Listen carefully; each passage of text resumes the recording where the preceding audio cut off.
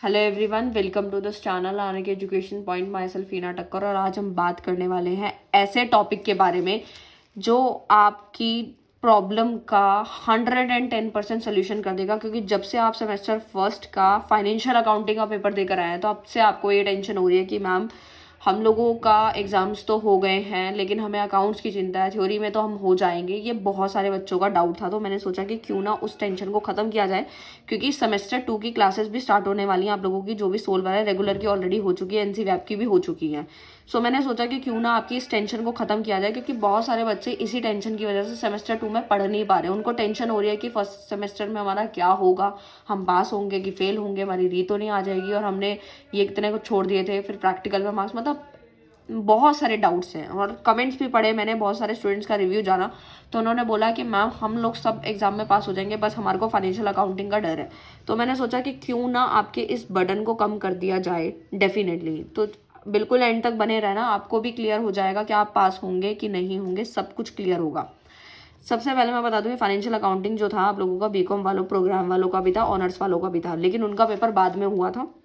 लेकिन अभी मैं डिस्कस कर रही हूँ, ये प्रोग्राम वालों का पेपर है, ठीक है। इफ़ अगर आप लोगों का वो जो ऑनर्स वालों का पेपर है वो भी मैं डिस्कस कर लूँगी आप लोगों के साथ, बट आपको एक हिंट मिल जाएगी। आप ऑनर्स से भी हैं तो भी आप देख सकते हैं ये वीडियो, क्योंकि आपको एक आइडिया मिल जाएगा कि आपकी मार्किंग जो है किस तरीके से आपको मार्क्स मिलने वाले, राइट।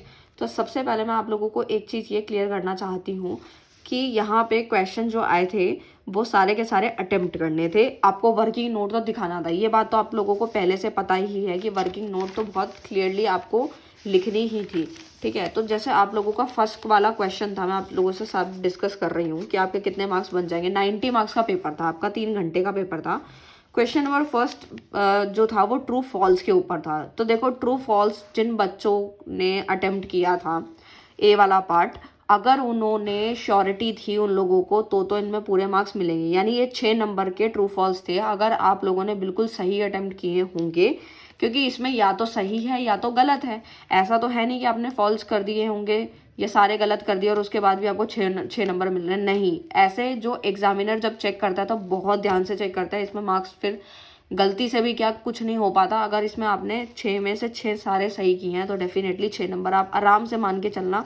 और जिनको डाउट है तो वो 6 नंबर को काउंट मत करना, 1-2 नंबर आराम से कर सकते हो। जिनको भी जितने ठीक लग रहे हैं तो वो वहाँ से काउंट कर सकते हैं। और जो बी वाला पार्ट था शॉर्ट नोट्स वाला, जो कि हमारे 12 नंबर का था, राइट। 6 नंबर के हमारे ट्रू फॉल्स थे। ये वीडियो उन लोगों के लिए भी है जो कि पेपर देने नहीं गए थे या जो सेमेस्टर फर्स्ट में आने वाले हैं या पेपर देके आ चुके हैं, क्योंकि जो पेपर देके आ चुके हैं उन लोगों की टेंशन बिल्कुल ख़त्म करनी है, ठीक है। बी वाला पार्ट 12 नंबर का था जिसमें शॉर्ट नोट्स लिखने थे किसी 2 के ऊपर। यानी अगर आप इन दोनों में से एक को ये अटेम्प्ट करेंगे तो 6 नंबर का, दूसरा करेंगे तो वो भी 6 नंबर का, मतलब 12 नंबर का। गोइंग कंसर्न कॉन्सेप्ट किया है, डेटा एनालिटिक्स इन अकाउंटिंग किया है, या IFRS, कोई भी आपने 2 अटेम्प्ट अगर किए हैं और बिल्कुल सही किए हैं, लाइन टू लाइन आंसर लिखा है, तो मैं गारंटी दे रही हूँ आपको, वो 10 नंबर आपके कहीं नहीं गए। मतलब थ्योरी में कम हो जाता है, एग्जामिनर पे भी डिपेंड करता है, लेकिन अगर आपके पॉइंट्स बिल्कुल अप टू डेट थे तो आपको डेफिनेटली 10 नंबर यहाँ से मिल जाएंगे। और जिन बच्चों ने MCQ ट्रू फॉल्स बिल्कुल ठीक किया तो 6 नंबर यहाँ से हो गए, ठीक है। 16 नंबर तो वैसे ही आप लोगों ने बना लिए हैं, ठीक है। तो आई होप आपको क्लियर होता होगा। उसके बाद जो क्वेश्चन नंबर 2 था हमारा, ये फर्स्ट वाला मैंने आप लोगों को क्लियर करा। सेकंड वाला जो क्वेश्चन था वो अकाउंटिंग स्टैंडर्ड 2 पे था। इन्वेंट्री वाले में बना के लिखा होगा बच्चों ने, जो कि 6 और 12, यानी कि ए वाला पार्ट आपका 6 नंबर का था। अगर आपने ये भी अच्छे से एक्सप्लेन किया है, 1 पेज का पूरा आंसर लिखा है पूरा का पूरा, 1 या 1.5 पेज का, तो आप मान के चलो 4 से 5 आपके कहीं नहीं गए, ठीक है। तो भी आराम से पास हो जाएगा। और जिन बच्चों ने थोड़ा बहुत भी बनाकर लिखा है तो 2 से 3-4 नंबर आराम से मान लो कि उनको मिल जाएंगे, अगर उन्होंने थोड़ा बहुत भी बना के लिखा है। जो बी वाला पार्ट था वो आप लोगों का यहाँ पे जिन्होंने अटेम्प्ट किया वो तो 12 नंबर का था, बिल्कुल सही किया होगा तो मिल जाएंगे 12, प्रैक्टिकल में पूरा मिलने का चांस है। लेकिन अगर कुछ गड़बड़ हुई तो मार्किंग स्कीम है, उसके अकॉर्डिंग आप लोगों को मिल जाएगा जितनी एंट्रीज ठीक रहेंगी। उसके बाद जो यहाँ पे चॉइस था, या तो किसी ने ये अटेम्प्ट किया होगा या फिर ये किया होगा, मार्किंग स्कीम बिल्कुल सेम है, या तो उन्होंने ये एक्सप्लेन किया होगा कि ये वाला किया होगा, ठीक है। इसमें वो फीफो वाला लगाना था और वेटेज एवरेज करना था। जिनको बच्चों को वेटेड एवरेज बहुत अच्छे से आता था वो तो पूरे के पूरे नंबर यहाँ पे 12 नंबर पूरा ले जाएंगे, जिन्होंने बिल्कुल सही किया होगा। और क्वेश्चन नंबर 3 ट्रेडिंग जो है और PNL वाला जो क्वेश्चन आया है मैं बताती हूँ। ये वाला क्वेश्चन है। और बहुत सारे बच्चे कह रहे थे कि मैम इसके अंदर एरर्स थे। एरर की टेंशन मत लो, जो सोल की तरफ से है उन वो आपकी मार्किंग स्कीम पे डिपेंड करेगा। अगर आप लोगों के मार्क्स अच्छे आ रहे होंगे तो जहाँ जहाँ एरर है वहाँ पे आपको उस क्वेश्चन के अंदर पूरे मार्क्स मिलेंगे। So you don't worry about that. तो जो ये वाला क्वेश्चन था, क्वेश्चन नंबर 3 जो था आप लोगों का, उसमें एडजस्टमेंट यहाँ पे पूरा दिया गया। अगर आपने वो अटेम्प्ट किया है पूरा का पूरा क्वेश्चन थर्ड वाला, तो वो आपका 18 नंबर का था, राइट। तो 18 मिल जाएंगे। या फिर किसी ने रिसिप्ट एंड पेमेंट वाला किसी को अच्छे से आता था, वो भी 18 नंबर का था, मतलब चॉइस थी दोनों में से। अगर आपने ये मान के चलो कि अगर आपने कुछ एंट्री सही की है और कुछ आपको लगता है कि डाउट है उसमें कि हाँ गलत हो सकती है, ठीक है, तो आप आधे मान के चलो कि आधे तो आपके आ ही जाएगा। जिनको लगता है कि आधे से ज़्यादा उन्होंने सही किया तो आराम से आप 10 नंबर तो मान ही सकते हो। 10 से 12 नंबर आप लोगों को आराम से एंट्री के मिल जाएंगे। सेम इस केस में भी यही है, ठीक है, जिसमें इनकम एक्सपेंडिचर आप लोगों को बनाना था। 10 नंबर यहाँ से हो गए। तो जिन बच्चों ने यहाँ पे नंबर लिए थे, 6 यहाँ से ले लिए थे, 10 यहाँ से ले लेंगे वो लोग अगर अटेम्प्ट किया है तो, ठीक है।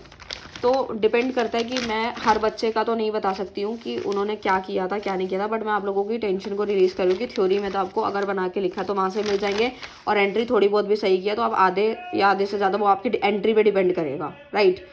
और क्वेश्चन नंबर जो 4 है आप लोगों को, उसमें आप लोगों को चॉइस मिली थी, ठीक है। अब आपने कौन सा वाला अटेम्प्ट किया वो तो कोई बात नहीं, लेकिन ये भी 18 नंबर का है। लेकिन अगर आप कुछ, अब बहुत सारे बच्चों ने जो है branch accounting, branch stock account जो है वो पढ़ा ही नहीं था। देखो इसमें इतने सारे अकाउंट बनाने थे, कौन कौन सा था, you are required to prepare branch stock account, branch debtor account, branch expenses account and branch profit and loss account in the ledger of head office for the year ending 31 March 2022। तो 18 number का question था, ठीक है। अगर आपने थोड़ा बहुत भी ये अलग अलग अकाउंट भी बनाए हैं और थोड़ी बहुत एंट्रीज की हैं तो भी आपको हद मान के 7 से 8 या 10 आराम से मिल जाने चाहिए। अगर आपने सारे अकाउंट तैयार किए हैं, 2 एंट्री भी पास की हैं तो भी मिल जाएगा।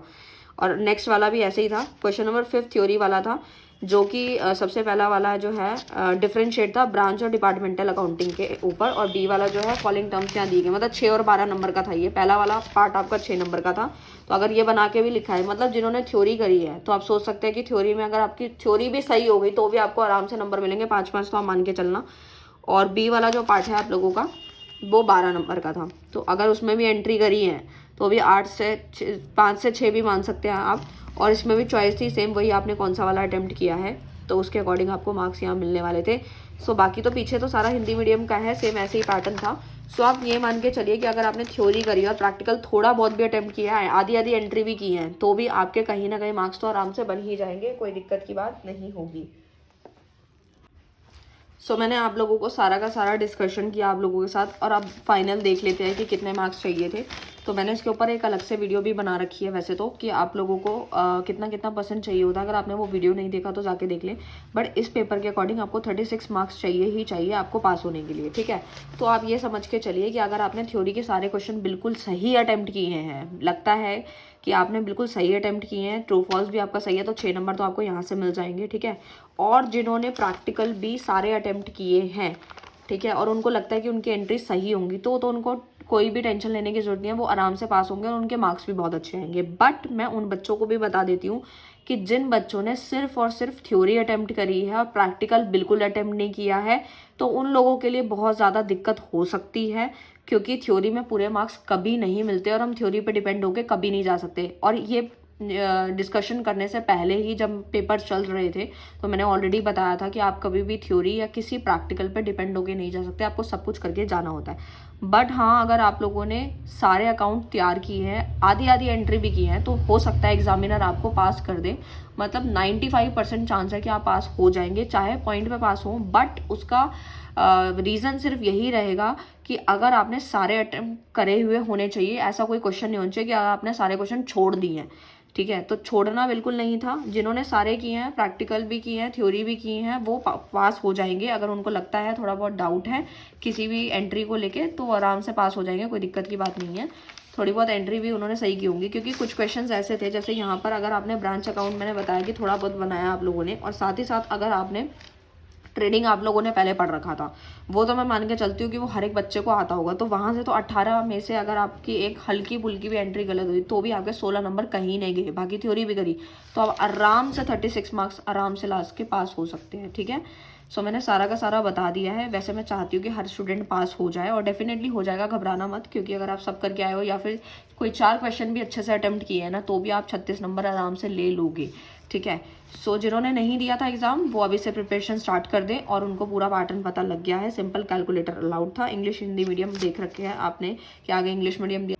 सो मैं फिर से एक बार बता देती हूँ कि जो नए सेमेस्टर में आने वाले हैं उनको ट्रू फॉल्स की तैयारी करनी है, शॉर्ट नोट्स भी उनको करके जाने हैं, प्रैक्टिकल तो करके जाने ही जाने। जैसे अकाउंटिंग स्टैंडर्ड, इन्वेंट्री पे आ गया, डेप्रिसिएशन का क्वेश्चन आ गया, ट्रेडिंग P&L का आया था, ठीक है। एंट्रीज कुछ भी हो सकती है, एंट्री कभी सेम नहीं होती है। रिसिप्ट एंड पेमेंट अकाउंट आप लोगों को तैयार करके जाना था। Branch stock account, branch debtor account, ये सब आप बनाना आना चाहिए। ब्रांच और डिपार्टमेंटल अकाउंटिंग का डिफरेंस हो गया। साथ ही साथ हमारा लीज, फाइनेंशियल लीज का डिफरेंस हो गया। ये भी मैंने इंपॉर्टेंट क्वेश्चन जब आप लोगों को लिखवाए थे तो उसमें ये चीज़ें सब डली हुई थी, ठीक है। 100% हम लोग अज्यूम नहीं कर सकते हैं, चीज़ों को सोच नहीं सकते, बट हाँ कहीं हद तक आप लोगों को बताया जाता है कि इंपॉर्टेंट क्वेश्चंस क्या हैं, ठीक है। सो इस तरीके से पूरे के पूरा पेपर आप लोगों का आया था, ठीक है। मैंने सारा का सारा आप लोगों को बता दिया है, 8 से लेकर Z तक। सो मिलते हैं नेक्स्ट वीडियो में नेक्स्ट टॉपिक के साथ। Thank you so much.